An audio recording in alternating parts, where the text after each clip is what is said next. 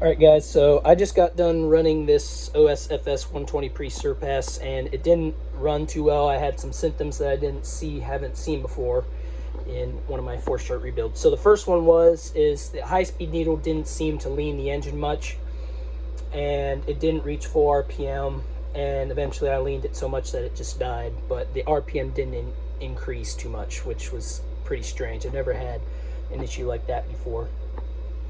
And then it had a lot of raw fuel coming out of the carb and a lot of excess oil, it seemed, out of the breather, crankcase breather nipple. So it just seemed kind of strange. So after running it 2 times and just not getting 4 RPM, I even tried putting a piece of fuel tubing on the, because I was thinking maybe there was a huge leak in the high-speed needle. Still didn't reach 4 RPM. So the conclusion, I think, is this engine was mistimed. Right now, I'm going to show you where it was previously at top dead center. If I can get this flashlight right. I don't know if you can see the dimple down there. But that is where it was at top dead center. And now, after some adjustments, my mark is now on the bottom right there. I don't know if you can see it. I'll hold it for as long as possible. Try to show you, but there's a little dimple on the bottom there, and that to me is a lot more in line with the bush rods, which is how you time this engine. You line that mark up with the bush rods. So and Mr. McIntyre, I know you asked if it was off to the left or to the right. According in this orientation here, I think is the only orientation you can check it because you can't see the mark, but it looks like it was a tooth off to the right. So hope that answers your question for what you wanted to know. So I have yet to run this with this reconfigured timing setting. Right now I'm actually setting the valve lash in because it feels a little different now that the cam lobes are in a different spot now. So I need to redo the valve lash, and then we will go ahead and put it on the stand and run it, and I will report back, and we will see if this improves anything. So, but the video after this short, brief description is the video of the engine, what I think is mistimed, and hopefully you can see some of the symptoms. So, and unfortunately my tachometer doesn't work either, so just be aware of that. I think I might have to invest in a new one. But anyways, just wanted to show you how I think this engine was mistimed, and now the next video will be the mistimed engine run. All right, we got the engine on the stand, so let's go ahead and see if we can get her going here. So I'm running a 15.8 master air screw prop, 80/20 FAI fuel. I find this fuel to be really nice for break-ins for the amount of oil it has compared to my other fuels that I own, or that I use, that I can get, that I have currently available right now. OSF plug, and yeah, the high-speed needle I think's turned out about 2.5 turns. So let's connect this fuel line and see how she goes. Now, being that this is the first run after the rebuild, this will be set rich. I will not be trying to get full RPM out of this. Just want to see how she runs, and I like to reseat the ring, kind of, or like to keep rich to reseat the piston ring in before we go for max RPM. But let's go ahead and see what she will do. So full throttle, yep, and the carb, and see if we can draw fuel here. Okay, and we did. Now I am going to try to bump start this and see how that works, because it's a little bit larger displacement of an engine. So let's see, idle's there. We'll go there for startup. And I will be having a tachometer on this run, or at least trying to. I don't know, the last few times I've been using this tach, it's been giving me some funny readings, but we will see what she will do. So let's see what happens.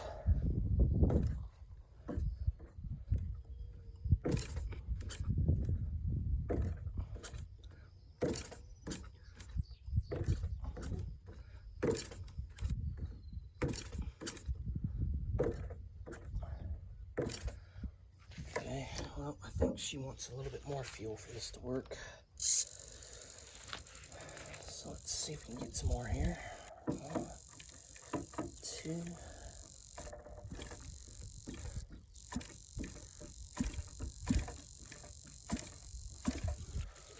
Got some fuel now.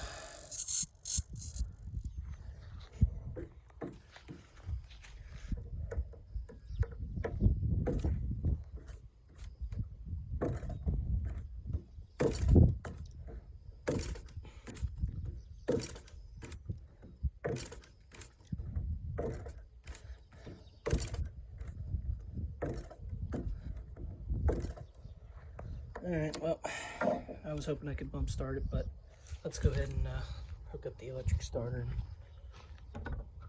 and see how easy it is to get going here. This is my first 120 ever, so I'm a little newer to these larger engines, so maybe it just needs more fuel than I'm used to.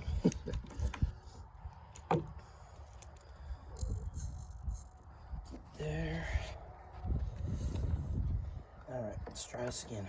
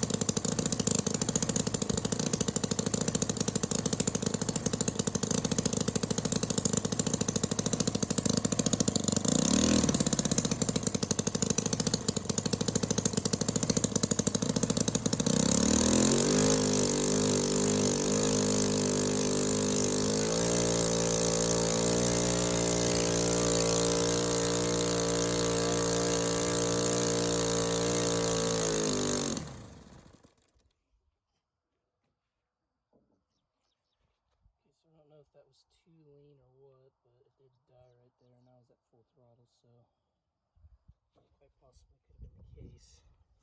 I feel like I should have reached a little bit more RPM than that, though, but